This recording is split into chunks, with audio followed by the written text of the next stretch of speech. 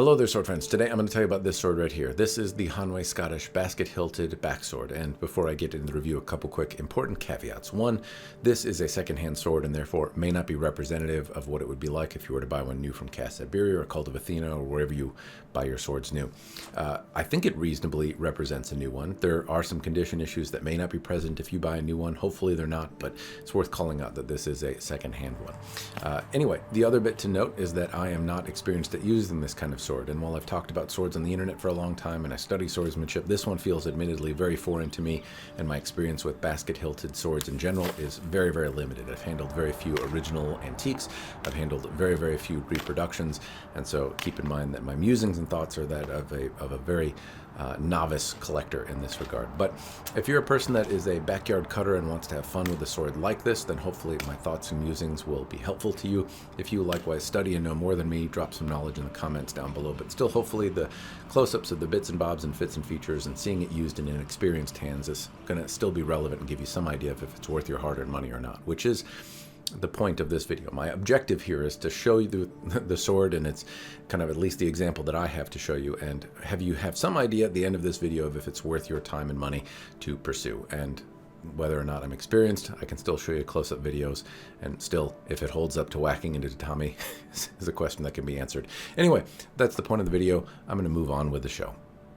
So I have the sword disassembled right now, and I'm going to start with the pommel, the end cap, this bit right here. And more or less, there is a nut construction that goes on here. And you can see that the pommel is shaped like a half circle with a slight ridge in the kind of towards the tip where the nut goes, and the nut recesses in there and locks in. Now, I was able to take this off by simply twisting the pommel, which is probably why I experienced some of the issues that I did. And so, more or less, I didn't have any hot spots, but I did feel the grip move slightly while I was using it, and I'll talk about that later. But in terms of taking this apart, I was able to simply twist the pommel, that loosened the nut, I could take the nut off, and then I was able to disassemble the sword, which on one hand is fantastic. I'm glad that I was able to do that. I could see that it disassembled it in the general build quality without breaking it.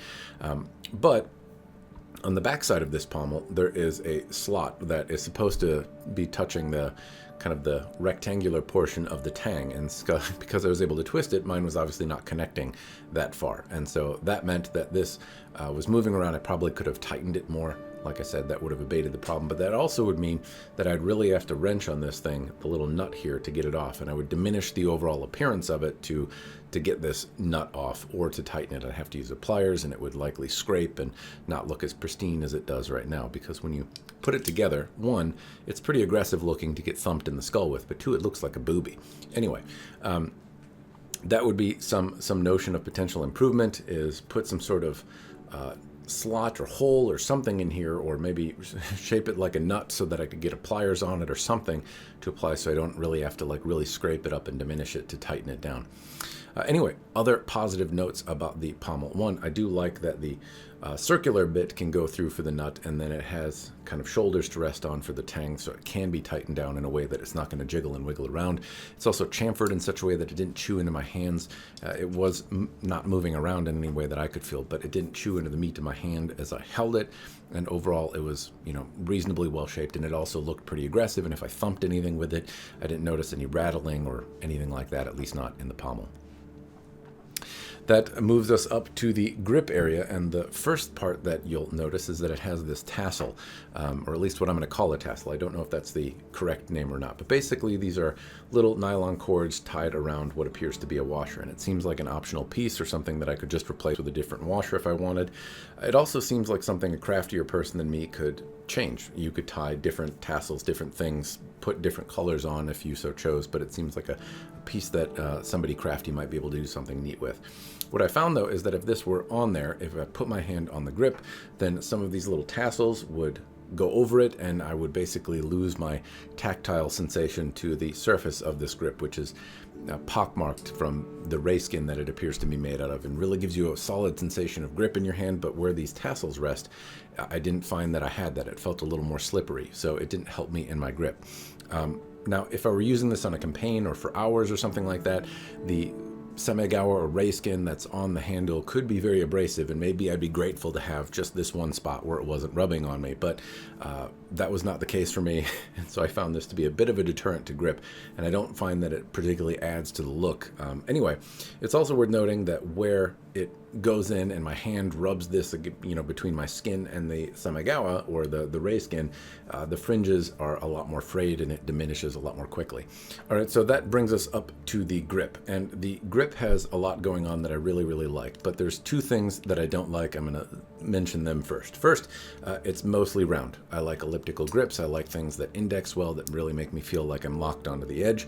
That is somewhat abated by the general fact that your hand goes in one way to the basket and that this is got a spiral wrap on it that your fingers kind of fall into, and that it's got more or less ray skin or shark skin, which is like grabbing sandpaper that locks into your hand or your glove.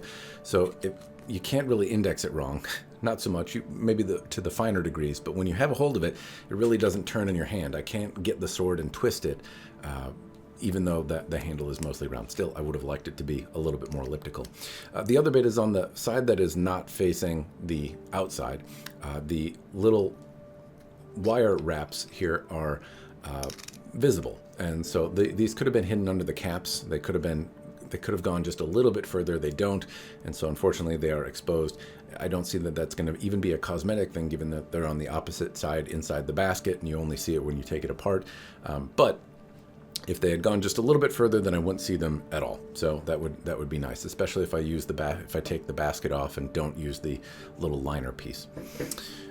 The other positives, though, so underneath all of this, there is a wood core that has a rectangular peg run through for the rectangular spot run through for the tang, so it doesn't wiggle. It's not full of epoxy as well, so I can take it apart, though it did wiggle around a little bit, so I might have to have some paper wrapped around the tang or something.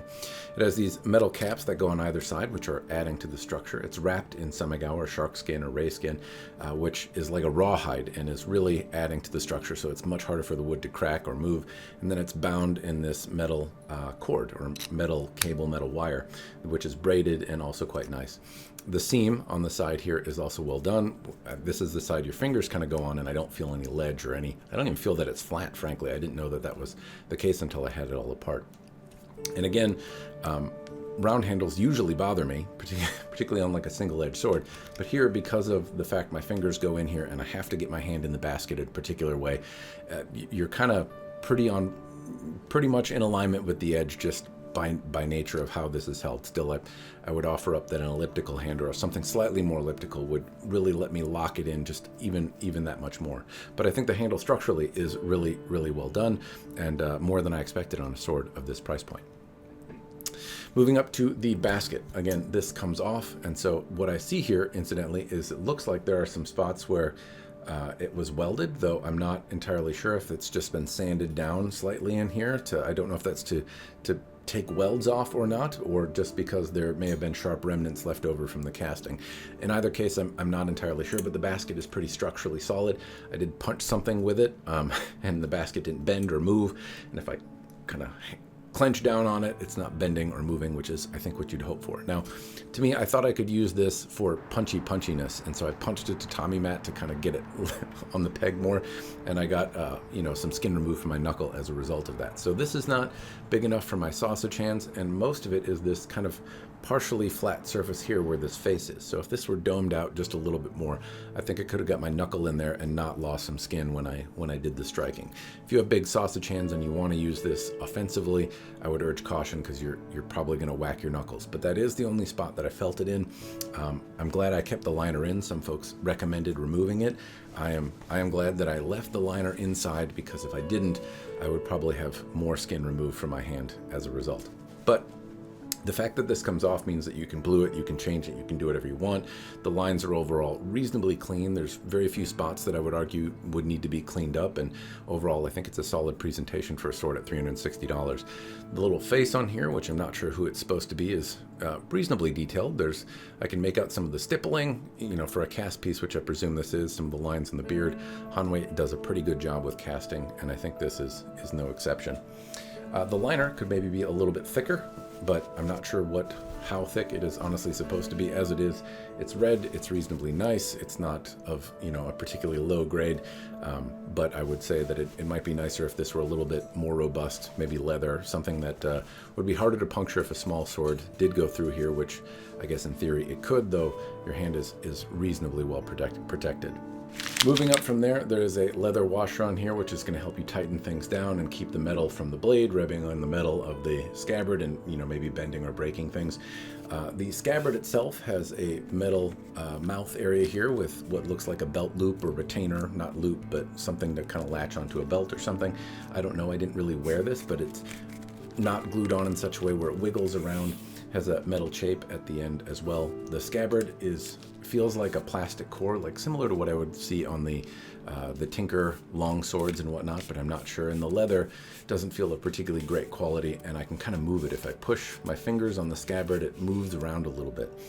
Again, I'm not expecting much. For a $360 sword to come with the scabbard, which is kind of rigid, is already not a bad thing. It has metal furniture on here, and if you replace the leather or maybe made a different wood core scabbard yourself if you're handy, then I think that the fittings themselves match and are handsome. The wood core scabbard is not my favorite, but the fact that it exists is generally a positive. All right, now I'm going to talk about the blade, the pointy stabby part, and there's actually quite a bit going on here, which I really happen to like. From a geometry standpoint, we have about a 1/2 inch of thick ricasso, so there's some extra structure down here where the blade might be weak. The shoulders, which are probably a little tough to see the way I'm holding it, are rounded in such a way, so they're not sharp ledges. Hanwei fortunately seems to know better here. Sometimes you see really sharp right angles at a particularly weak point of the sword. These are rounded off in such a way where hopefully it's not going to break particularly easily. There are 2 fullers that run about 3/4 of the way up the blade, and then a false edge, that last quarter, which is not sharp and doesn't have a geometry that strikes me as particularly easy to make sharp. So it would take a little bit of working to get that false edge to be sharp. But the main bevel, so there's a diamond cross section up at the top, and then it goes to just basically one primary bevel, which was sufficiently sharp to do all the cutting that I did, and it sharpened it up. It had been used before, but I found it to be sufficient for water bottle cutting and tatami and the cutting that I'll talk about later. It has 2 fullers. There's an inscription in there that I can't quite make out. The fullers as well have some slight rippling in them. The surface is generally reasonably straight overall, but one primary bevel, reasonably sharp, some cool fullers, a false edge. There's kind of a lot going on in this blade for $360, which I happen to like. I kind of wish they sold the blade separately, because I'd like to stick this on a different hilt, like a falchion hilt or something like that, and see if I like it more than I do the basket hilt. But the blade itself is pretty neat. One other thing I'd like to mention about the blade, which is maybe applicable to backyard fun havers like myself, and that is that it has this satin polish on it. So there's not a lot of detail in the metal, but there's not necessarily supposed to be. So here, this satin polish is something that doesn't necessarily look overly fantastic, but it is something that's easier to upkeep. So the fact that it came with a sharp enough edge to do cutting is great. It wasn't sharpened by the previous owner, at least so I'm told. But if you cut, you're going to get it scratched. It's going to be marred. It's going to require some sort of upkeep if you want the original luster. And with a Scotch-Brite pad or some sandpaper, I feel like I could maintain it or bring it back to that condition if I wanted to. And the fact that it comes apart makes that even more workable. Also, because it has one bevel and no kind of real secondary edge, it's something that I'm even comfortable enough sharpening and getting back up to snuff if I want to bring it out there and play with it some more. So it's something that, as a backyard person that doesn't have a whole lot of skill in doing stuff, I feel like I can maintain it and sharpen it, and that it's easy to work with. All right, so now I'm going to talk about moving it around. I didn't practice any forms or anything. There wouldn't be a point. I don't know how to use the thing, but hopefully the measurements and all that give you some idea of how it might feel in your hand. There were kind of 2 odd bits to this, and one is that the blade feels really nice. It's lighter than I expect, and from what I've held from other broadsword or backsword reproductions, I remember them being heavier and less controllable in the tip. This feels pretty nimble, and the blade itself is pretty light. It has nice command of taper, and overall it's a pleasant blade to move around and cut with. The hilt, though, adds a lot of mass, and you definitely feel like you're moving it around, and it feels like a chore a bit to move that hilt. It's very akin to some robust rapiers that I moved around, but the blade has a little bit more presence. I feel like I can get the tip where I want to in a cut. I feel like I can get it there in a thrust.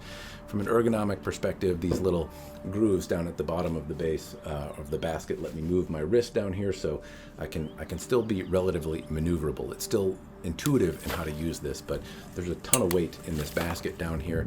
At the same time, the sword feels really easy to move. It's kind of, it seems like it's competing with itself to move sometimes, but still a fun experience. It's just quite a bit different with all the weight in this basket. From a cutting perspective, though, it was no slouch. I had no problem moving through bottles. If my technique was okay, it cut through the bottle. If it was bad, it whacked into the bottle. It's useful to know that it didn't bend, so bad whacks on a bottle, bad whacks on a tatami, or even intentional tries to bend it on my stand, which typically will bend a sword with a, if I hit my cutting stand row, you know, with intent, then it tends to leave a bend in swords that are insufficiently heat treated. That wasn't the case here. It always sprang back. The edge also didn't diminish. I whacked into the neck of bottles. I whacked my stand a few times, and the edge held its shape, which is what I would hope to have happen, but sometimes water bottle necks can bend or deflect the edge, and that wasn't the case here. It seemed to hold up overall pretty well. Cutting wise, it was easy to thrust, at least, you know, insofar as I don't do a lot of thrusting. There's a joke in there. Anyway, it was easy enough to get the tip where it is. I didn't find the performance to be bad, or it was just me that was the problem.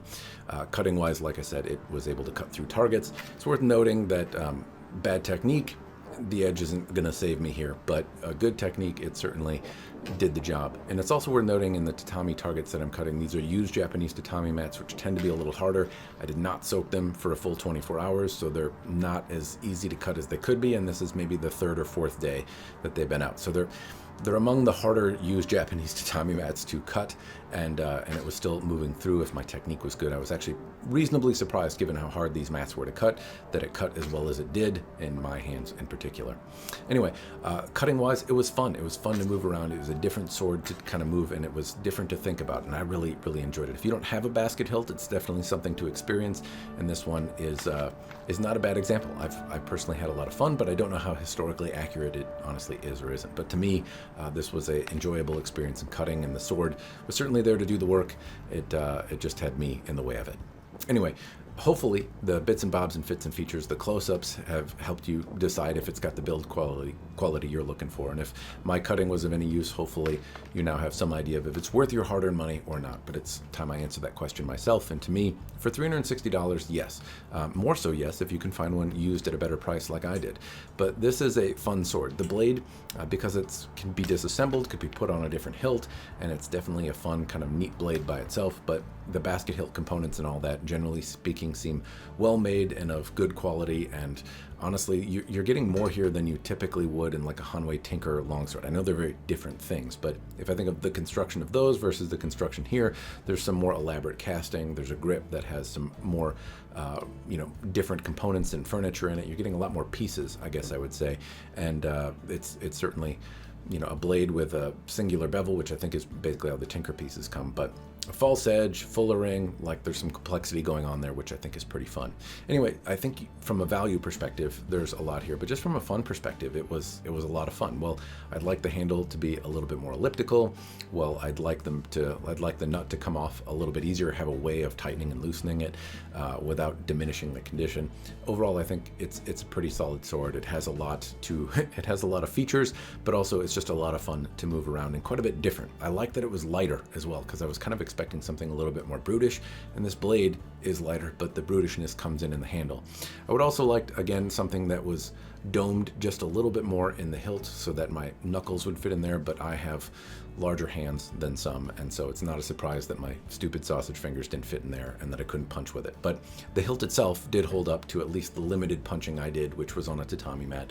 And so again, it seems like a reasonably well-built thing. It seems interesting, and $360 does not seem an unreasonable price for that set of features. But I will admit here that my experience in backswords is very limited, so I'm not sure what else might be on the market that would compete with it, but at the same time, the price that's asked does not seem unreasonable for what you're getting here. Anyway, that's all I've got. Hopefully it's been helpful.